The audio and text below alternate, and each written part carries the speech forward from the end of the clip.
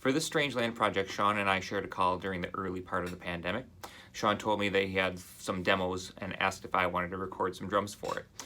He had sketches on 4 pieces worked out, but no preconceived ideas for what the drums should be, and that interested me. In fact, the only reason I hadn't been a part of the last 2 releases is because Sean programmed some excellent drums on the last 2 albums, and I doubted that I could be able to do them any justice unless I spent more time than I had to give. So Sean sent me the sketches, and the parts were sort of perpetual motion studies in various meter, and I wanted to give it some framework with my ideas, and that sparked some creativity and awakened muscles that I hadn't used in a while.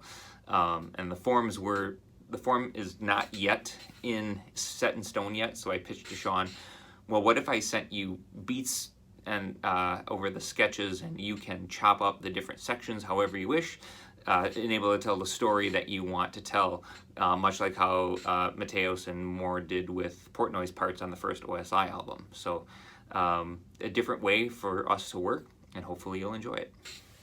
So here's what Sean wrote, and it's straight 8th notes in 7/8, 3 bars of 7/8 and 1 bar of 9/8. In fact, I'll throw up the score here, because Sean and I like to work in score.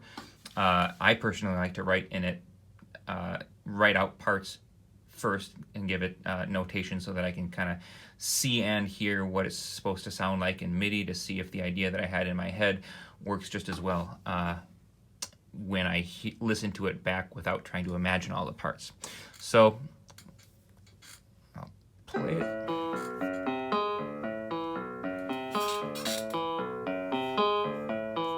And here we go.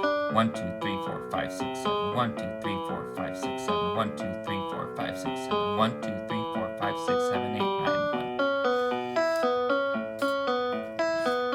1. So how do you give shape to that?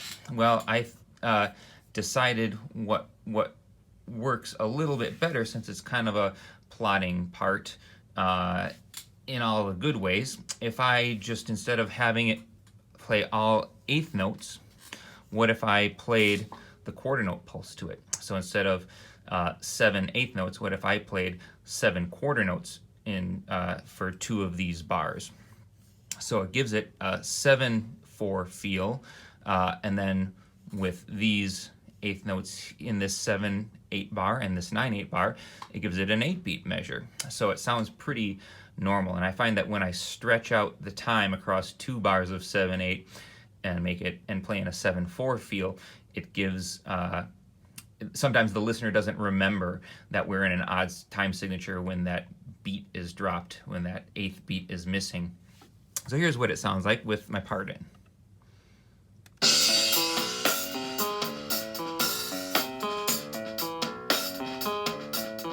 So I'm counting 1, 2, 3, 4, 5, 6, 7. 1, 2, 3, 4, 5, 6, 7, 8.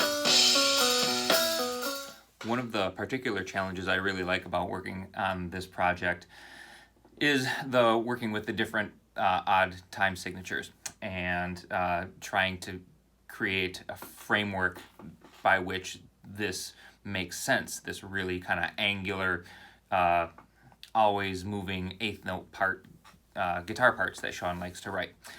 But not only to have them make sense, but have them kind of have a sense of groove, a sense of